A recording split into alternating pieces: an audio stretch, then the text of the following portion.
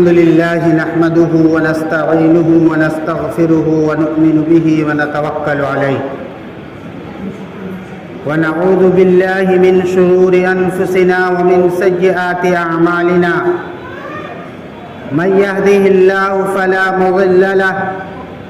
ومن يضلله فلا هادي له ونشهد أن لا إله إلا الله وحده لا شريك له ولا نظير له ولا مشير له ولا معين له ونشهد أن سيدنا وسندنا وحبيبنا ومولانا محمدا عبده ورسوله صلى الله عليه وعلى آله وصحبه أجمعين أما بعد قال الله تبارك وتعالى في القرآن الكريم والفرقان الحميد أعوذ بالله من الشيطان الرجيم والذين جاهدوا فينا لنهدينهم سبلنا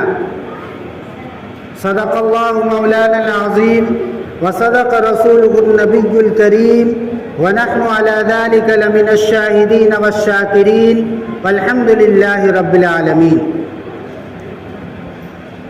جب گلستہ کو خوں کی ضرورت پڑی سب سے پہلے ہماری ہی گردن کٹی. پھر بھی کہتے ہیں ہم سے یہ اہل چمن یہ چمن ہے ہمارا تمہارا نہیں. عزیزان ملت، محترم بزرگوں اور دوستوں،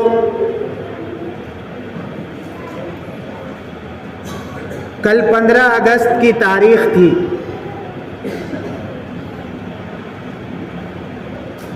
پورے ملک کے اندر لوگوں نے جوش و خروش کے ساتھ آزادی کا جشن منایا، ملک کی آزادی کا جشن منایا. میرے محترم بزرگوں اور دوستوں، آزادی ہر ایک کو پسند ہے. آزادی ایک فطری چیز اور قید و بند ایک غیر فطری چیز، غلامی ایک غیر فطری چیز. ہر آدمی آزاد رہنا چاہتا ہے. ہر آدمی یہ چاہتا ہے کہ میں آزاد رہوں، کسی کی غلامی اور ماتحتی میں نہ رہوں، میں قید و بند میں نہ رہوں بلکہ آزاد رہوں. تو آزادی جو ہے ایک فطری چیز ہے اور غلامی جو ہے وہ غیر فطری چیز ہے. آپ اس کا اندازہ لگا سکتے ہیں کہ ملک بھر میں جو لوگ بھیک مانگتے ہیں، سرکار ان کو پکڑ کر کے جیلوں کے اندر رکھتی ہے کہ آپ جیل کے اندر رہیں، کھانا پینا کھائیں اور یہاں آرام سے رہیں اور بھیک نہ مانگیں. لیکن اس کے باوجود وہ بھیک مانگنے والے وہ جیل کے اندر نہیں رہتے. وہ 1-2 روپے اور 10 روپے کی بھیک مانگنے کے لیے وہ پورے دن جو ہے وہ گاؤں اور شہروں کا چکر لگاتے رہتے ہیں. لیکن وہ جیلوں کے اندر بند رہ کر کے وہ 3 وقت کا کھانا اور آرام سے سونا ان کو پسند نہیں. لیکن آزادی کے ساتھ گاؤں گھوم کر کے، شہر گھوم کر کے 1-2 روپے اکٹھے کر کے جمع کر کے اور پھر اس سے اپنی ضرورت کو پوری کرنا ان کو اچھا لگتا ہے. پتہ کیا چلا؟ پتہ یہ چلا کہ آزادی جو ہے وہ ہر ایک کو پسند ہے. آزادی ایک فطری چیز اور غلامی جو ہے یہ ایک غیر فطری چیز. آپ جانوروں کو، پرندوں کو دیکھیں. آپ پرندوں کو، وہ پرندے جن کو آپ اہتمام کے ساتھ کھانا دیتے ہیں، دانا دیتے ہیں، پانی کے لیے، پینے کے لیے پانی دیتے ہیں، ان کو بھی پنجرے سے اگر آپ چھوڑ دیں، آپ پنجرا کھول دیں تو وہ بھی اڑ کر کے چلا جاتا ہے. پتہ یہ چلا کہ آزادی جو ہے وہ ہر ایک کو پسند ہے اور آزادی جو ہے وہ فطری چیز ہے اور غلامی جو ہے یہ غیر فطری چیز ہے. لہٰذا جب آزادی پر بات آتی ہے تو ہر آدمی تیار ہو جاتا ہے، ہر آدمی کھڑا ہو جاتا ہے. اگر آزادی کے چھیننے کی بات آتی ہے کسی کے آزادی کے چھیننے کی اگر بات آتی ہے تو ہر آدمی کھڑا ہو جاتا ہے، ہر آدمی تیار ہو جاتا ہے کہ ہم اپنی آزادی کو ضائع نہیں کر سکتے، ہم غلامی کی زندگی کو نہیں گزار سکتے، ہم آزاد ہیں تو آزاد رہیں گے۔ اور روایت میں بھی یہ بات ملتی ہے کہ اللہ کے نبی صلی اللہ علیہ وسلم نے کسی سے کہا کہ اللہ تعالیٰ نے اسے آزاد بنایا ہے، تم کون ہوتے ہو اس کو قید کرنے والے، اس کو غلامی کی زندگی دینے والے، اسے غلام بنانے والے؟ اللہ تعالیٰ نے جب اسے آزاد پیدا کیا ہے تو تم اسے آزاد ہی رکھو، تم اسے غلام نہیں بنا سکتے۔ اسلام کے آنے سے پہلے غلامی کا تصور تھا اور بہت مضبوط تصور تھا۔ قبائل کی جنگیں ہوتی تھی اور ان جنگوں کے اندر یہ کوشش ہوتی تھی کہ ایک قبیلہ دوسرے قبیلے والے کو شکست دے دے، اس کو ہرا دے اور اس کے سارے لوگوں کو غلام بنا لے، اور ان کے سارے لوگوں کو غلام بنا لے، یہ کوشش رہتی تھی، اور غلام بنا کر کے اپنے پاس رکھے۔ تو اسلام کے آنے سے پہلے غلامی کا تصور تھا، لوگوں کے پاس بہت سارے غلام ہوا کرتے تھے اور غلاموں جیسا سلوک ان کے ساتھ ہوتا تھا۔ لیکن جب اسلام آیا اور اسلام کی تعلیمات آئی، رسول اللہ صلی اللہ علیہ وسلم اس دنیا کے اندر آئے تو رسول اللہ صلی اللہ علیہ وسلم نے بقائے باہم کی تعلیم، غلامی کو ختم کرنے کی کوشش کی، اور یہ کہا کہ اللہ تعالیٰ نے سب کو آزاد پیدا کیا ہے، سب لوگ آزاد رہیں گے، کوئی کسی کی غلامی میں نہیں رہے گا۔ اور نبی کریم صلی اللہ علیہ وسلم نے بقائے باہم کی تعلیم دی اور یہ کہا کہ تم اپنے دین پر چلنا چاہتے ہو تو اپنے دین پر چلو، ہم اپنے دین پر چلنا چاہتے ہیں، ہم اپنے دین پر چلیں گے۔ اور قرآن نے اعلان کیا لکم دینکم ولی دین، کہ تمہارے لیے تمہارا دین ہے اور میرے لیے میرا دین۔ لا اکراہ فی الدین، دین میں کوئی زور زبردستی نہیں، دین میں کوئی زور زبردستی نہیں، جس کا دل چاہے وہ اسلام کو قبول کرے، ایمان کو قبول کرے، اور جس کا دل چاہے وہ کفر کو اختیار کرے، لیکن اپنی زندگی آزادانہ زندگی جو ہے وہ ہر ایک گزارے گا، کوئی کسی کو غلام نہیں بنائے۔ میرے محترم بزرگوں اور دوستو، اسلام کی یہ تعلیمات، نبی کریم صلی اللہ علیہ وسلم جب مکے سے ہجرت کر کے مدینہ تشریف لائے، تو وہاں مختلف مذاہب کے لوگ بسے ہوئے تھے۔ آپ صلی اللہ علیہ وسلم نے تمام مذاہب والوں کو بلایا، اکٹھا کیا، جمع کیا، اور ان کے درمیان ایک عہد و میثاق، ایک عہد و پیمان ہوا کہ سب اپنے طور پر اور اپنے مذہب کے ساتھ زندگی گزاریں گے، کوئی کسی کو ٹچ نہیں کرے گا، کوئی کسی کو پریشان نہیں کرے گا،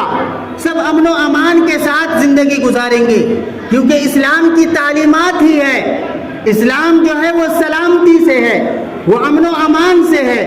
اسلام یہ تعلیم دیتا ہے کہ تم اپنے مذہب کے ساتھ آزادانہ زندگی گزارو، ہم اپنے مذہب کے ساتھ آزادانہ زندگی گزاریں گے، آپ ہماری زندگی کے اندر دخل نہیں دے سکتے، ہم آپ کی زندگی میں کوئی دخل نہیں دیں گے۔ یہ آزادی اسی کو کہتے ہیں۔ لیکن میرے محترم بزرگوں اور دوستو، جب اس آزادی پر حملہ ہونے لگا، ہندوستان کے اندر جب آزادی پر حملہ ہونے لگا، تو ہمارے ہندوستان کے لوگوں نے انگریزوں سے جنگ کی، اور جنگ آزادی جو ہے وہ لڑی، اور جنگ آزادی لڑتے لڑتے پھر وہ جنگ میں کامیاب ہوئے، اور ایک دن یہ ہمارا ملک جو ہے وہ آزاد ہے۔ سارے لوگوں کے اندر یہ بات مشہور ہے کہ 1857 کی جنگ آزادی سب سے پہلی جنگ آزادی ہے۔ اکثر لوگ یہی سمجھتے ہیں کہ 1857 عیسوی کی جنگ آزادی جو ہے وہ پہلی جنگ آزادی ہے۔ میرے محترم بزرگوں اور دوستو، یہ مسلمانوں کی تاریخ کو مٹانے کی کوشش ہے، یہ مسلمانوں کی تاریخ کو مٹانے کی کوشش ہے۔ 1857 سے پہلے 1757 میں سب سے پہلی جنگ جو ہے وہ انگریزوں کے خلاف مسلمانوں نے لڑی تھی۔ 100 سال تک 1757 سے لے کر کے 1857 تک یہ 100 سال جو ہے وہ تنے تنہا مسلمانوں نے انگریزوں کے خلاف جنگ لڑی ہے، مختلف مقامات پر اور مختلف جگہوں کے اندر جنگیں لڑی۔ 1857 کے اندر 1857 سے پہلے جو مجاہدین تھے، جو مسلمان مجاہدین تھے، ان میں ایک نام ٹیپو سلطان کا نام آتا ہے۔ یہ ٹیپو سلطان وہ مرد مجاہد تھا اور وہ عظیم انسان تھا جس نے انگریزوں کے چھکے چھڑا دیے تھے۔ جب انگریزوں نے سلطان ٹیپو شہید کو قتل کیا تو ان کے جسم پر کھڑے ہو کر کے یہ اعلان کیا کہ آج سے یہ ہندوستان ہمارا ہے، آج سے یہ ہندوستان ہمارا ہے، اب ہمیں ہندوستان میں حکومت کرنے سے کوئی روک نہیں سکتا، کوئی ٹوک نہیں سکتا۔ تو میرے محترم بزرگوں اور دوستو، 1857 سے پہلے 1757 سے لے کر کے 1857 تک یہ 100 سال جو ہے، یہ ان 100 سالوں کے اندر مسلمانوں نے تنے تنہا مسلمانوں نے انگریزوں سے جنگ لڑی، اور 1857 کے اندر برادران وطن بھی شامل ہو کر کے غیر مسلم بھی اس جنگ کے اندر شامل ہوئے ہیں، اور پھر دونوں مل کر کے شاملی کے میدان میں ایک بڑی جنگ لڑی، ایک بڑی لڑائی لڑی۔ میرے محترم بزرگوں اور دوستو، 1857 عیسوی کی جنگ آزادی میں 2 محاذ بنائے گئے، ایک محاذ امبالہ پر جس کی قیادت مولانا جعفر تھانیسری کے پاس تھی، اور دوسرا محاذ شاملی پر جس کی قیادت حضرت حاجی امداد اللہ مہاجر مکی رحمۃ اللہ علیہ کے پاس تھی۔ اس جنگ میں مولانا رشید احمد گنگوہی زخمی ہوئے، اس جنگ میں مولانا قاسم نانوتوی رحمۃ اللہ علیہ زخمی ہوئے، اسی جنگ میں حافظ ضامن شہید رحمۃ اللہ علیہ وہ شہید ہوئے۔ اس جنگ آزادی میں ہزاروں علماء کرام جو ہے وہ اپنی جان کا نذرانہ جو ہے اس ملک کے لیے اور آزادی کے لیے پیش کیا، لیکن اس جنگ کے اندر 1857 عیسوی کی جنگ آزادی میں وسائل کی قلت، مسلمانوں کے پاس وسائل کی کمی تھی اور انگریزوں کے پاس وسائل بھرپور تھے،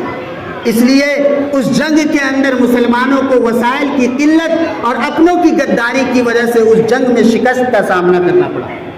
اور ہزاروں علماء کرام، لاکھوں مسلمان، تقریباً 2 لاکھ مسلمان 1857 عیسوی کی جنگ آزادی میں شہید ہوئے ہیں، جن میں 51,500 صرف علماء کرام تھے، صرف علماء کرام تھے 51,500۔ مسٹر ایڈورڈ ٹامسن وہ اپنی یادداشت میں لکھتا ہے کہ دلی کی چاندنی چوک سے لے کر کے خیبر تک کوئی ایسا درخت نہیں تھا جس پر علماء کی گردنیں نہ لٹکی ہوئی، علماء کے جسموں کو تابے سے داغا گیا، علماء کو سوروں کی کھالوں میں بند کر کے جلتے ہوئے تندوروں میں ڈالا گیا، علماء کو بوریوں میں بند کر کے اور دریائے راوی میں ڈال دیا جاتا اور اوپر سے گولیوں کا نشانہ بنا دیا جاتا۔ میرے محترم بزرگوں اور دوستو،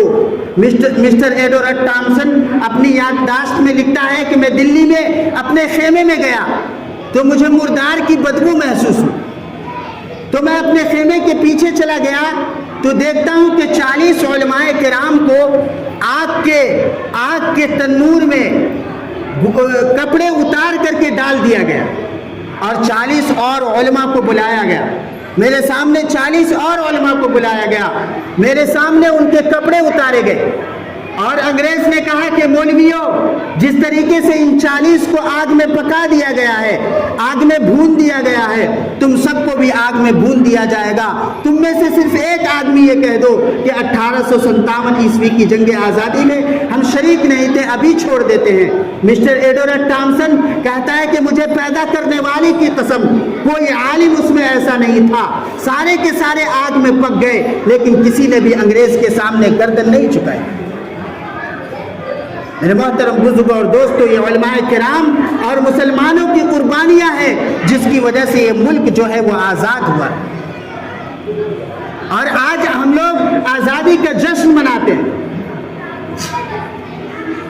میرے محترم بزرگوں اور دوستوں، افسوس کی بات یہ ہے کہ ہمارے اکابر، ہمارے اسلاف، ہمارے آباء و اجداد اور ہمارے بزرگان دین نے اس ملک کی آزادی کے لیے جتنی قربانیاں دی ہیں، اور ان کا مقصد یہ تھا کہ ملک میں رہنے والا ہر شخص، ہر فرد بشر، ہر انسان جو ہے وہ پوری آزادی کے ساتھ زندگی گزار سکے،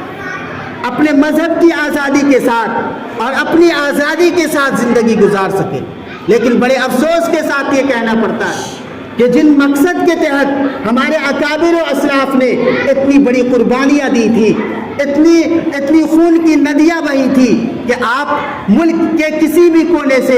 آپ مٹی اٹھا کر کے نچوڑے تو اس میں علماء کرام اور ہندوستان کے مسلمانوں کا خون ضرور ملے گا۔ اس ہندوستان کی آزادی میں اتنی قربانیاں دی گئی، لیکن مقصد کیا تھا کہ اس ملک میں ہر مسلمان، ہر انسان جو ہے وہ آزادانہ زندگی گزارے، اپنے مذہب پر عمل کرتے ہوئے ہر شخص آزاد زندگی گزارے گا۔ لیکن آج کی صورتحال کا جائزہ لیجئے، ملک کے حالات، مذہبی آزادی کے ساتھ جینے کا جو حق ہے وہ حق مسلمانوں سے چھینا جا رہا ہے، آج مسلمانوں سے چھینا جا رہا ہے۔ مسلمانوں کی شریعت پر حملہ ہو رہا ہے، مسلمانوں کے کبھی اذان کے اوپر پابندی، کبھی نماز کے اوپر پابندی، کبھی شریعت کے کسی حکم کے اوپر پابندی۔ یہ کیا ہے؟ ہمارے علماء کرام نے اسی کے لیے قربانیاں دی، ہمارے علماء کرام نے اسی دن کے لیے قربانیاں دی۔ میرے محترم بزرگوں اور دوستوں، حضرت قاضی مجاہد اسلام رحمۃ اللہ علیہ دو بات کہا کرتے تھے۔ ایک بات کہ نوجوانوں اور مسلمانوں، تمہارے باپ اور دادا، تمہارے آباء و اجداد کی تاریخ مٹائی جا رہی، تمہارے باپ داداؤں اور تمہارے بزرگان دین کی تاریخ مٹائی جا رہی ہے، تاریخ کے صفحات سے تمہارے باپ داداؤں کے نام کو مٹایا جا رہا ہے، مسلمان مجاہدین کے نام کو ختم کیا جا رہا ہے۔ لہذا نوجوانوں، تم ہسٹری کو، تم تاریخ کا مطالعہ کرو، اور تم مسلمانوں کے نام جو مجاہدین آزادی تھے، جنہوں نے ہندوستان کی آزادی میں حصہ لیا، ان تمام مسلمانوں کے نام کو چن چن کر کے تم تاریخ سے نکالو اور اسے نشر کرو اور اسے چھاپ کر کے پوری دنیا کے اندر پھیلاؤ، اور لوگوں کو بتاؤ کہ یہ لوگ بھی تھے جو ہندوستان کی آزادی میں حصہ لیے تھے اور ہندوستان کو آزاد کرایا تھا۔ تمہاری تاریخ کو، تم اپنی تاریخ کو خود کیا کہتے ہیں کہ باقی رکھ سکتے ہو، دوسرے لوگ تمہاری تاریخ کو مٹا دیں گے، لہٰذا اپنی تاریخ کو تم خود بچاؤ اور اپنی تاریخ کو بچانے کے لیے اس کے لیے بھرپور کوشش کرو۔ اور دوسری بات، مولانا یہ کہا کرتے تھے کہ دیکھو آج جو ملک کا ماحول ہے، سورج کو پوجا کرو، وندے ماترم بولو، کفریہ اور شرکیہ الفاظ بولو۔ آج اسکولوں اور کالجوں کے اندر بچوں سے زبردستی سوریہ نمسکار کرایا جاتا ہے، زبردستی کیا کہتے ہیں کہ مورتیوں کی پوجا کرائی جاتی، اور آج جو ہے وہ طرح طرح سے مسلمانوں کے عقیدے پر حملے ہو رہے ہیں۔ تو مولانا ایک بات کہا کرتے تھے کہ میں اس ملک کو، یہ ملک جو ہے اور یہ دھرتی اور یہ مٹی جو ہے، اس مٹی سے میں محبت کرتا ہوں لیکن اس کو معبود نہیں سمجھتا۔ یہ ہمارا محبوب ضرور ہے، یہ دھرتی، یہ ملک ہندوستان ہمارا محبوب ضرور ہے لیکن ہمارا معبود نہیں، ہم اس کی عبادت نہیں کر سکتے۔ ہم عبادت تو صرف اور صرف تنہا تنہا ایک اللہ وحدہ لا شریک کی کریں گے، اس کے علاوہ ہم کسی کی عبادت نہیں کر سکتے۔ تو یہ ملک، یہ دھرتی ہمارا محبوب تو ہے لیکن ہمارا معبود نہیں ہے۔ مطلب یہ ہے کہ جب اس ملک کے لیے جان دینے کی ضرورت پڑے گی تو ہم اپنی جان کا نذرانہ خوشی سے پیش کریں گے، لیکن ہم کبھی بھی اس ملک کو معبود نہیں سمجھ سکتے۔ ہم اپنی ماں سے محبت کرتے ہیں، ہم اپنی بہنوں سے محبت کرتے ہیں، انہیں محبوب سمجھتے ہیں، لیکن کیا ہم اپنی ماں کی عبادت کرتے ہیں؟ کیا ہم اپنے بہن کی عبادت کرتے ہیں؟ ہرگز نہیں۔ تو میرے محترم بزرگوں اور دوستوں، یہ ملک ہمیں محبوب ہے لیکن ہم اس کو